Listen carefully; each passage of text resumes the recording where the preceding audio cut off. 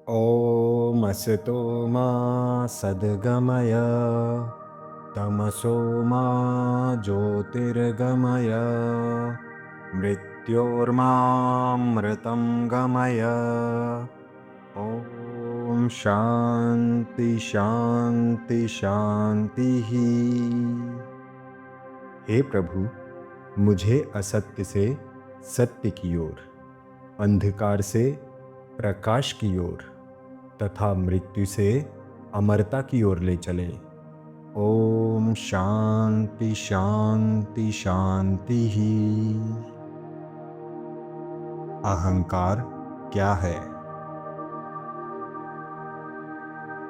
मित्रों, क्या आपने इस बात पर विचार किया है कि हमारा सुख ज़्यादा समय के लिए टिक नहीं पाता और हम थोड़ी सी खुशियों के पश्चात फिर से कष्ट और ईर्ष्या में डूब जाते हैं? क्या कारण है कि हम दुखी होते हैं? क्रोध, डर, ईर्ष्या, ये सब कहाँ से आते हैं? क्या ये सब बाहरी परिस्थितियाँ हैं या इन सब का मूल कारण अहंकार है?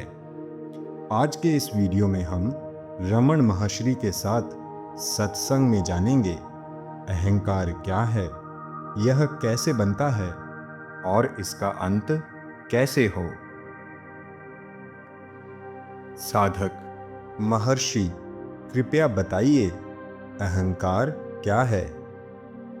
रमण महर्षि: अहंकार वह भ्रम है जो तुम पर जन्म से ही माया द्वारा आरोपित कर दिया जाता है। वह विचार जो कहता है मैं शरीर हूं, मैं करता हूं, वही अहंकार है। अहंकार वह पहला विचार है जिससे बाकी सब विचार उत्पन्न होते हैं। इस प्रथम विचार को मैं विचार कहते हैं, जो कहता है कि मैं ये शरीर हूं, मैं इस धर्म को मानने वाला हूं, मैं इस जाति में पैदा हुआ हूं, मैं इस देश का नागरिक हूं, आदि। अहंकार आकाश में छाए बादलों के समान है, जो आत्मा के प्रकाश में बाधा उत्पन्न करता है। किंतु ज्ञान की वायु द्वारा जो मनुष्य इन बादलों को छांटकर अलग कर देता है, वह आत्मा के प्रकाश को प्राप्त कर लेता है।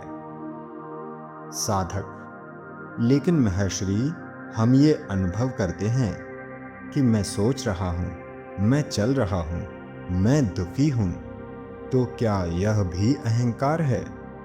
महर्षि: हाँ, यह भी अहंकार है।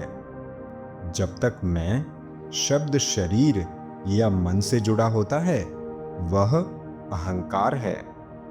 वास्तविक में आत्मा है, जो साक्षी है विचारों, भावनाओं और शरीर की गतिविधियों की। वह स्वयं कुछ नहीं करता, वह केवल होता है। जिस प्रकार सागर में जल का होना ही सभी जलीय जीवों और वनस्पतियों को जीवन प्रदान करता है, किंतु स्वयं कुछ नहीं करता, ठीक उसी तरह आत्मा भी है।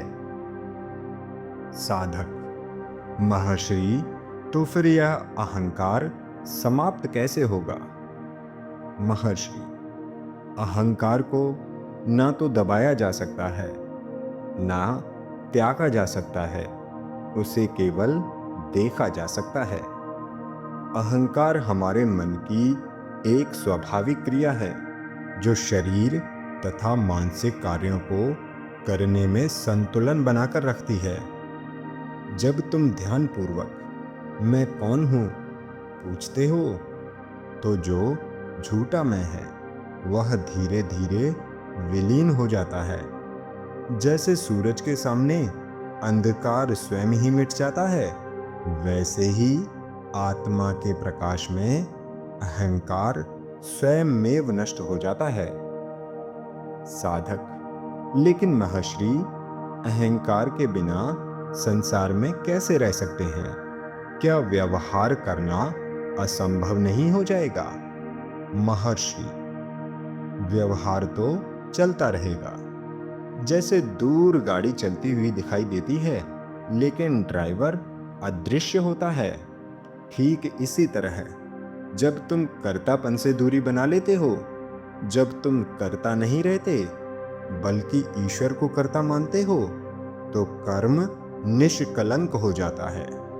तब जो कार्य होते हैं उनसे कोई बंधन नहीं होता। तुम सभी कर्मों के फलों से मुक्त हो जाते हो। इसे ही कर्मों से मुक्त होना कहते हैं। क्योंकि जब तुम कर्म करने वाले नहीं रहते तो फल भोगने वाले कैसे हो सकते हो? कर्म शरीर और मन द्वारा होते हैं तो फल भी वे ही भोगेंगे, तुम नहीं। साधक: महर्षि, अहंकार के रहते ध्यान क्यों कठिन होता है? महर्षि: क्योंकि ध्यान भी वही अहं करना चाहता है। वह कहता है मैं ध्यान कर रहा हूं, मैं सफल हो जाऊंगा, और जब कुछ नहीं घटता तो कहता है मैं असफल हो गया।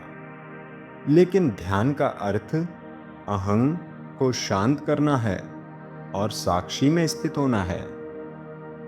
ध्यान तब होता है जब करने वाला गायब हो जाए। महर्षि रमन कहते हैं सत्य वही है जो रहता है।